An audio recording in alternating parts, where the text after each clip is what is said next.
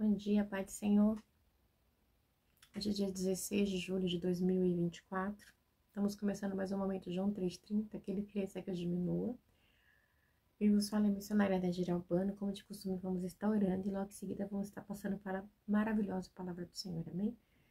Meu Deus, meu Pai, em nome de Jesus, nessa hora entrando a tua presença santa, pedindo perdão pelas minhas falhas e pelos meus pecados que são em número, Pai. Apresento o lar, a família, o ministério, o chamado, tudo que você tem confiado na minha pessoa.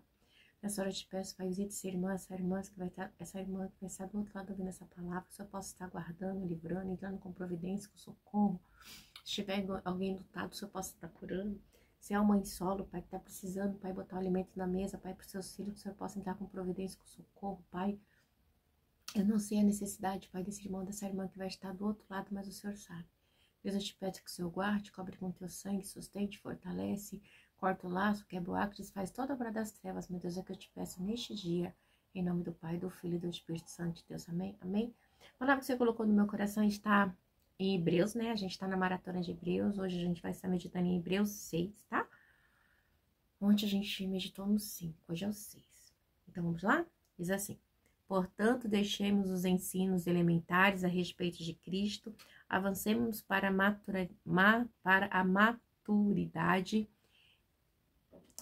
sem lançar novamente o fundamento do arrependimento de atos que conduzem à morte da fé em Deus. Da instrução a respeito de batismo, da imposição de mãos, da ressurreição dos mortos, do juízo eterno, assim faremos, se Deus o permitir. Ora, para aqueles que, uma vez forem iluminados, provaram o dom celestial e tornaram-se participantes do Espírito Santo, experimentar a bondade da palavra de Deus e os poderes da era que hão de vir, e caíram, é impossível que sejam reconduzidos ao arrependimento, pois para si mesmos estão crucificando de novo o Filho de Deus, sujeitando-o à desordem pública. Pois a terra que absorve a chuva, que cai frequentemente e dá colheita proveitosa àqueles que a cultivam, recebe a bênção de Deus. Mas a terra que produz espinhos e ervas daninhas é inútil e logo será amaldiçoada, seu fim a ser queimado. Nossa, que forte, né? Olha isso. Presta atenção, né? Amados, mesmo falando dessa forma, estamos convictos de coisas melhores em relação a vocês. Coisas próprias da salvação. Deus não é injusto, ele não se esquecerá do trabalho de vocês e do amor que demonstraram para ele, pois ajudaram os santos e continuam a ajudá-lo. Queremos que cada um de vocês mostre essa mesma prontidão até o fim, para que tenham a plena certeza da esperança, de modo que vocês não se tornem negligentes, mas imitem aqueles que, por meio da fé e da paciência, recebem a herança prometida. Meu Deus e meu Pai, em nome de Jesus, essa é a palavra que o Senhor colocou no meu coração neste dia. Deus, me ajuda a ministrar, fala comigo, Pai, para mim estar falando para o teu povo, Pai, que eu diminua, que o Senhor cresça. Deus, porque o momento João 3,30 é um momento de crescimento na palavra, é um momento de comunhão, é um momento que a gente possa viver a tua palavra verdadeiramente como ela é. Senhor Deus, que eu diminua, que o Senhor cresça e que eu não fale aquilo que eu quero, mas aquilo que você tem para falar para mim, ao teu povo, em nome do Pai, do Filho e do Espírito Santo de Deus. Amém? Amém? Olha só como diz assim, olha como a palavra do Senhor, ela é maravilhosa, né? Eu sou suspeita em dizer, porque eu costumo dizer que eu sou uma tietezinha da palavra, eu sou amante da palavra de Deus. Olha só, portanto, deixemos os ensinos elementares a respeito de Cristo e avancemos para a naturalidade, sem lançar novamente o fundamento do arrependimento de atos que conduzem à morte da fé em Deus. Então, o que acontece? Sem lançar novos fundamentos, porque igreja tem pessoas que lançam tantos fundamentos, tanta doutrina estranha, né? Você tem que fazer sacrifício, você tem que fazer isso. Parece que Cristo não foi suficiente. Igreja, eu fico transtornada quando eu vejo esse tipo de coisa. Sabe por quê?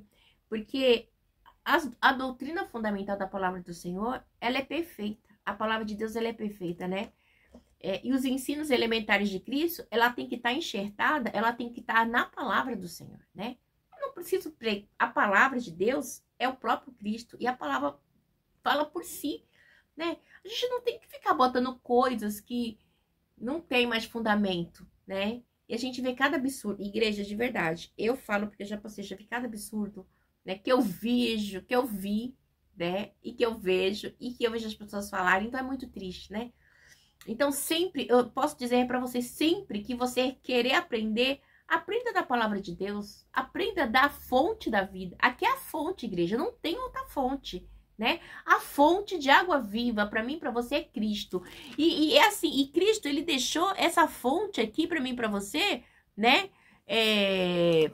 A própria palavra dele aqui, ó. Para quê? Para que a gente, né, não venha colocar outro alicerce que não seja esse, né? Então, aqui, a gente pode dividir aqui, né, os ensinos elementares de Cristo aqui, nessa parte, em 6, né? E vamos ler até o 7 para a gente entender, para a gente conseguir entender aqui o que a palavra quer dizer para mim e para você. Da instrução a respeito de batismo, da imposição de mãos, da ressurreição dos mortos e do juízo eterno, assim faremos, se Deus o permitir. Então, assim, se Deus o permitir, nós vamos fazer. Mas se Deus não quiser que falaremos, então a gente não vai fazer. Sabe por quê? Porque a gente não tem que botar fundamentos, porque o fundamento, a pedra ocular, a pedra que diz tudo é Cristo, então não tem outro fundamento, né? Ele diz assim faremos se Deus permitir. Então é Deus, ele tem que permitir na minha e na sua vida, não é você querer, né? Então isso é muito importante saber que a permissão de Deus, ela tem que ser fundamental na minha e na sua vida. E essa permissão de Deus aqui, ele está dizendo claramente aqui que é somente Deus para abrir os nossos corações e a nossa mente para a maturidade espiritual. Porque se a gente... Deixa eu ler mais um pouquinho aqui para mim dar poder explicar melhor para vocês. Ora, no 6. Para aqueles que uma vez foram iluminados, provaram o dom celestial, tornando-se participantes do Espírito Santo. Aí diz aqui no 5. Experimentaram a bondade da palavra de Deus, os poderes da era que hão de vir, né? Então, ele tá falando que o quê? A bondade da palavra de Deus. A palavra de Deus, ele é perfeita, igreja. Não tem outro argumento. A palavra de Deus é tudo por si. A palavra de Deus, ela traz arrependimento. Ela traz fé em Deus, né? Ela é instrução a respeito do batismo. Tudo ela diz como é que deve ser o batismo. Ela fala da imposição de mãos, né? Ela fala da ressurreição do morto. A gente vê em Tessalonicenses. Ela fala do juízo eterno. Ela fala de tudo, né? Por quê? Porque não é um compêndio, eu esqueci o nome que fala, né? Vamos dizer assim, é uma instrução perfeita, porque a palavra de Deus, ela é perfeita. Um exemplo, a imposição de mãos, né? Ela era praticada nas ordenanças, e ainda é até hoje, né? Você vê, alguém quando vai, eu levanto fulano como pastor, tem igrejas que a ordenança é pela imposição de mão, né? E a instrução a respeito do batismo, a gente vê João Batista batizando Jesus, né? É um exemplo que a gente tem que seguir, é óbvio, né? Jesus, ele foi batizado por João Batista. Então, aí você temos que ser batizado. O arrependimento, né? Então, se você não se arrepender, você não deixa o pecado, né? Senhor, eu me arrependo de ter roubado, eu me arrependo de ter mentido. Mas é arrepender-se e deixar o pecado. É você se arrepender e não fazer mal. São coisas que é baseada, né, numa fé em Deus. Porque sem arrependimento não tem fé, né? Então, como é que você diz que você tem fé se você não se arrepende das coisas erradas que você faz, né?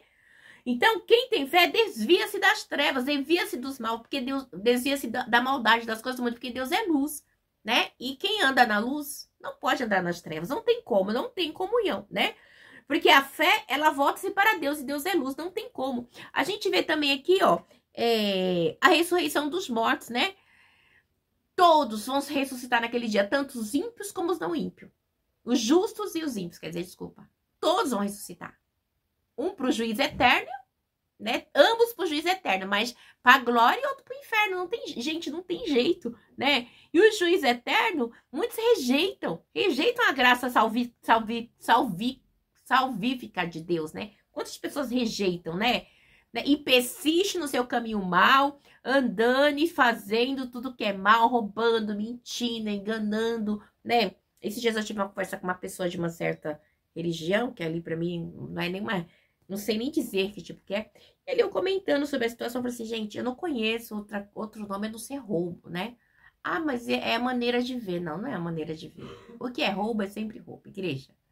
Você se apossar daquilo que não é seu, qual é o outro nome que dá? Usurpador? Ladrão? Ladrão, não tem outra coisa, né? Então não tem maneira de ver. Se você tem princípios morais baseados na palavra de Deus, não tem outra palavra, né? Então se a sua vida é baseada nas Sagradas Escrituras, você não vai concordar com coisas erradas, com mentira, com roubo, com engano. Não aceita. Se você aceitar, você não teve um encontro com Deus, você nunca conheceu a Cristo, né? E seguiremos, né, nisso. E a gente tem que falar. Então, assim, nós temos que ter uma dependência total em relação a Deus. A dependência minha e sua em relação a Deus tem que ser algo, assim, notório na minha e na sua vida, né? A dependência de Deus. Muitas vezes nós somos autodependentes, independentes, né? Mas nós temos que ser dependentes de Deus em tudo, né? Porque sem dependência, o diabo, ele vem com um sapatinho de algodão e ele lança coisas na minha e na sua vida que nos afasta da presença de Deus. Quando a gente vê, já era, né? Aí, como a gente tá lendo aqui, ó, no 4. Ora, para aqueles que uma vez foram iluminados, provaram o dom celestial, tornaram-se participantes do Espírito Santo. Nós somos participantes do Espírito Santo de Deus. Nós somos templo do Espírito Santo de Deus. O templo do Espírito Santo de Deus está dentro de mim e de você, né? Então, não é uma história de carochinha, né?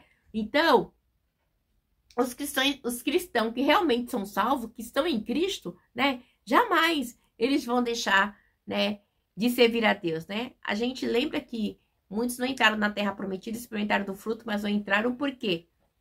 Porque rejeitaram a promessa de Deus. E quantas pessoas que provaram o dom celestial da morte de Cristo ali, participam ali, vamos dizer assim, com o Espírito Santo de Deus e rejeitam também a cruz? Quantos, né? Prefere professar as trevas do que a luz. Eu não quero crer, igreja, né? Que se você realmente serve Jesus, você mente, você rouba, você engana, você faz falcatrua, você faz coisas absurdas. Não tem como. Você é vingativo, você é caluniador. Não tem. Não tem comunhão à luz com a treva, porque nós somos regenerados, né? Nós somos nova criatura em Cristo. E aí diz mais aqui pra mim e para você. No 5. Experimentar a bondade da palavra de Deus e os poderes da era que há de vir. Gente, isso é tremendo. O poder da palavra. A palavra de Deus é um poder. É inestimável, porque a própria palavra é Cristo, né? Então, como assim? Experimentar a palavra e continuar pecando, né? Não tem como, né? No 6, e caíram, é impossível que sejam reconduzidos ao arrependimento, pois para si mesmos estão crucificados de novo, estão crucificando de novo o Filho de Deus, sujeitando-se à desonra pública. Quantas pessoas caem e não quer voltar, né? Igreja, é escolha? É. Se a pessoa quer. A gente, muitas vezes, igreja, tem gente que experimenta da fonte da água da vida, que é o próprio Cristo, e volta de novo. E a gente pode fazer o quê? Orar, interceder e continuar pregando a palavra, né? Então, isso é muito real, isso é algo que acontece com frequência. A gente vê aqui agora uma pequena parábola que diz assim, pois a terra, olha só, pois a terra que absorve a chuva que cai frequentemente dá colheita proveitosa. Aquele que cultivam recebe a bênção de Deus. Mas a terra que produz espinhos, erva daninha é inútil, logo será amaldiçoada, seu fim é queimada. Você tá entendendo? Então não tem como, né? Você escolheu essa parábola? É uma advertência, né? Essa parábola é uma advertência. É uma parábola, pequena parábola, né? Uma parábola, deixa eu até botar aqui, de advertência. Você quer ser erva daninha? Problema seu, né? A vida é feita de escolhas, mas também a consequência da erva daninha é o fogo eterno. Não tem muito o que dizer, né? Amados, no 9. Mesmo falando dessa forma, estamos convictos de coisas melhores em relação a você, coisas próprias da salvação, porque Cristo, ele não quer que você seja lançado no fogo. Ele não quer, né? Ele quer que todos nós venhamos ser salvos, né? Ele não quer, né? Ele continua no 9, amados, falando dessa forma, estamos convictos de coisas melhores em relação a vocês, coisas próprias da salvação. Deus não é injusto, ó. Ele não esquecerá do trabalho de vocês e do amor que demonstram por ele, pois ajudar os santos a continuarem a ajudá-los, né? Então, a gente tem que estar convicto que coisas melhores Deus tem para mim e para você. Coisas o quê? Próprias da salvação, né? Porque a salvação é algo real. Os salvos, quando nós somos salvos, nós sentimos a confiança de Deus. né? A salvação nos traz uma confiança. Tipo assim, se eu morrer agora, eu sei que eu vou pra glória. Eu vou esperar, né? O dia do arrebatamento. Então você tem que ter convicção em todo o tempo, igreja. Você não pode estar com as suas vestes manchadas. Você não pode estar com dúvida. Eu não consigo, sabe, acreditar que tem gente que tem uma dúvida. Igreja, às vezes o diabo ele vem querer manchar as nossas vestes brancas. Já aconteceu comigo inúmeras vezes. Né? Às vezes eu dobro o joelho ali, hoje eu dobrei e agradeci tanto a Deus. Eu falei, Senhor, obrigada, Pai. Né? Porque senão eu não estaria aqui. Se eu tivesse caído, eu não teria autoridade para pregar. E graças a Deus que Deus não deixou que eu caísse. Né? Então eu e você temos que ter gratidão a Deus por não deixar que nós caíssemos, que nós nos sujássemos as nossas vestes brancas. Né? Diz assim, por quê? Né? Porque nós temos uma vida transformada pelas obras do amor de Deus, pela redenção de Cristo, né? Então, assim, se você for regenerado, você não vai, né? O diabo até tenta, mas Deus, ele segura, não, você não vai, você é meu, é uma guerra, ele puxa, o diabo puxa. E é assim mesmo, então, e até o fim, a gente tem que o quê? Perseverar na fé com a evidência da salvação, né? Isso é tremendo. Qual a evidência da minha salvação? É perseverar na fé, né? E ter a plena certeza da esperança. Igreja, a gente não pode deixar, né? Aí, porque ele vem pra mim e fala aqui com você, ó, no 11, diz assim, ó, queremos que cada um de vocês mostre essa mesma prontidão até o fim, para que tenham a plena certeza da esperança. Qual a esperança? A salvação. Qual a esperança para mim e para você? A salvação. No 12, de modo que vocês não se tornem negligentes, mas imite aqueles que por meio da fé e da paciência recebem a herança prometida. É muito sério, igreja. Não temos que negligenciar. Não podemos, né? Não dá. Não tem. É aquele negócio. Não se mistura o óleo com a água. Entendeu? Não tem como ir à luz castelo. Uma vez salvo, a gente tem que ser salvo, igreja. A gente não pode... eu creio que Deus não é menino assim. Põe seu nome no livro da vida, apaga essa mulher. Não. Eu não creio no Deus assim, menino. Mas eu creio no Deus que ele quer que a gente persevere na fé, né? Na certeza da nossa salvação, porque a gente não sabe qual é a hora da nossa chamada na fila, mas que a gente venha estar, ó, esperto. Vamos aqui no 13, a certeza da promessa de Deus. Quando Deus fez a sua promessa a Abraão, por não haver ninguém superior por quem jurar, jurou por si mesmo, dizendo, esteja certo de que o abençoarei e farei numerosos seus descendentes. E foi assim que, depois de esperar pacientemente, Abraão alcançou a promessa. Então, assim, Deus vai jurar por quem? Por mim, por você, comedor de arroz, né? É tão tremendo. Ó, quando Deus fez a sua promessa a Abraão, por não haver ninguém superior a quem jurar, jurou por si mesmo. Deus é superior, ele será sempre superior, né? E a promessa feita a Abraão, que ele seria pai de multidões, né? Então, assim, para ele, como é que ele ia acreditar? Velho de idade, mas foi uma palavra fidedigna de Deus na vida de Abraão, né? E foi tão fidedigna que o filho da promessa veio, Isaac, né? Então, assim, mesmo na fragilidade humana, na descrença, Deus cumpriu a promessa. E para mim, com você, não é diferente. Igreja, eu tenho promessas da minha vida da parte de Deus, que eu olho assim, eu falo, Senhor, eu não consigo ver. Mas eu estou debaixo de uma promessa, né? Então, coisas que eu falo assim, Senhor, eu tenho que fazer. Eu prego assim, ó, acho que eu já tenho umas 180 lives aqui com vocês, né? De janeiro até hoje, de 1º de janeiro até hoje. Todos os dias eu fiz uma. Então, já tem mais de 180. Então, eu tenho uma promessa, né? E eu falo assim, Senhor, mas eu não sou puxa-saco. Eu creio fidedignamente na tua palavra. Eu tô debaixo de uma promessa, né? Muitos querem puxar o tapete, muitos querem denegrir, falar, né? Mas a gente tá debaixo de uma promessa. Eu creio que é Deus testando a minha fé, né? Porque já chegou a época de eu falar assim, Senhor, poxa, pai, eu prego tua palavra e tudo, né? E não tenho agenda, não sei o quê. Agora eu já tô de boa. Eu falo, Senhor, eu sei que o Senhor tá me guardando pra um tempo novo, né? Então, assim, prego uma semana assim, uma vez no mês, igual sexta-feira agora eu vou pregar. Ai, mas dá, né? Ai, vai pregar. E assim vai, igreja. Antigamente eu me preocupava muito com isso, né? Mas hoje eu me preocupo mais em fazer as lives, né? Que eu tenho que fazer, que Deus me falou, você tem que fazer todos os dias uma palavra, né? Então, assim, E a palavra do Senhor todos os dias se renova. E é isso. Eu tô ótima. Tô bem comigo mesma, tendo um tempo oportuno das promessas de Deus, né?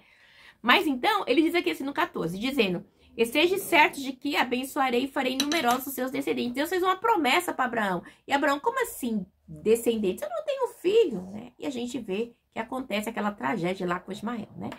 E foi assim que depois de esperar pacientemente, Abraão alcançou a promessa. A gente sabe que não foi tão pacientemente assim, porque a gente sabe que ele caiu lá nas lábias de Sarai, sua esposa, e dormiu com Agar, né? Então, ele diz aqui, os homens juram por alguém superior a si mesmo, e o juramento confirma o que foi dito, pondo fim a toda discussão, né? Então, quando o homem jura, jura por si mesmo, pondo fim a toda discussão, né? Então, o que acontece aqui, né? A gente vê que a palavra de Deus, ela é fidedigna. E mesmo na minha fragilidade humana e na sua fragilidade humana, a promessa do Senhor, ela continua, né? Eu tenho uma promessa que eu e minha casa serviremos ao Senhor, né? Eu tenho uma promessa que meus filhos vão servir a Deus. Tá afastado, mas eu creio, tá debaixo de uma promessa, né? A gente vê que Abraão esperou 25 anos. De Gênesis 12, alcançou a promessa do nascimento de Ismael, foi em Gênesis 17. Então foram 25 anos de espera. Abraão já estava velho, com 75 anos, quando Deus fez a promessa. Então, esses 25 anos para Abraão, ele já estava com 75 anos na promessa. Você pensa que é fácil, igreja? Você esperar anos? Igreja, eu estou esperando uma promessa de Deus na minha vida. Já tem 15 anos. 15? É. Ou mais, né? E assim, ó, e foi sobe e desce, ainda tá. E eu falei, Senhor, eu não aceito. Então, você imagina a situação. Não é fácil, né? Mas a gente não pode parar. Então, a gente tem que ter essa certeza. E aí, mas Deus, ele vai fazer o quê? Ele vai jurar por quem? Por ele mesmo, ele não tem por quem jurar. Ele diz aqui, os homens juram por alguém superior a si mesmo. Juramento confirma o que foi dito, pondo fim a toda a discussão. Então, dá para jurar, né? Hoje você não pode confiar nas palavras dos homens, infelizmente. Vamos 17. Querendo mostrar de forma bem clara a natureza imutável do seu propósito para com os herdeiros da promessa, Deus os confirmou com o juramento.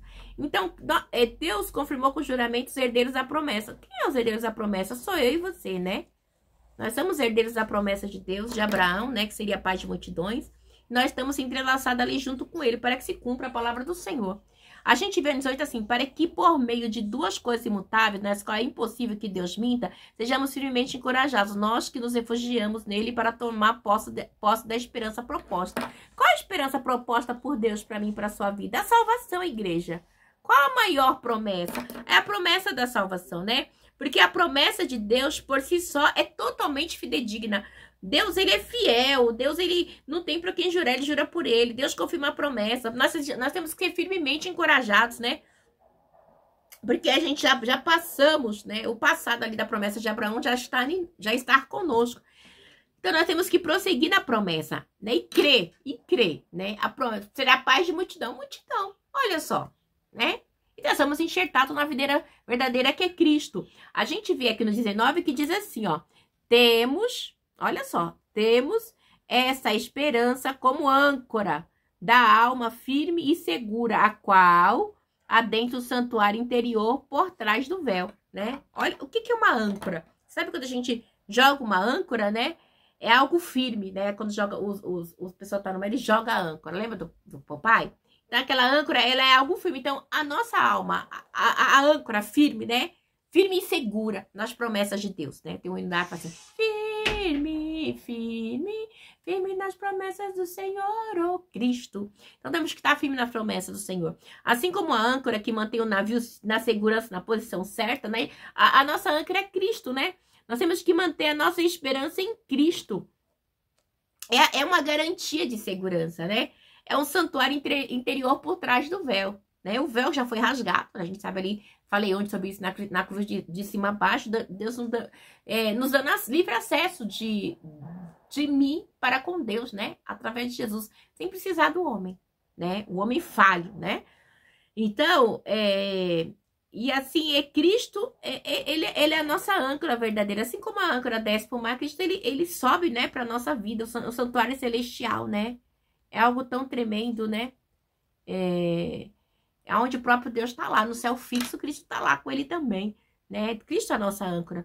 Diz aqui no 20, olha que tremenda, igreja. Onde Jesus, que nos precedeu, entrou em nosso lugar, tornando-se sumo sacerdote para sempre, segundo a ordem de Melquisedeque. Esse Melquisedeque, a gente sabe que está em Gênesis 14, que a gente já falou, né? Então, a ordem de Melquisedeque é algo maravilhoso. Amanhã a gente vai estar lendo esse tema, né? Tá falando sobre Melquisedeque, eu tenho uma pinceladinha, né? A qual Abraão, né, ali em Gênesis 14, teve um encontro com ele, né? Então, assim, ele sempre existiu. Pode prefigurar o próprio Cristo, tipologicamente? Sim. Eu sei que é maravilhoso, tá? Sei que você não vai perder nada, você só tem a ganhar, que é a palavra do Senhor, amém?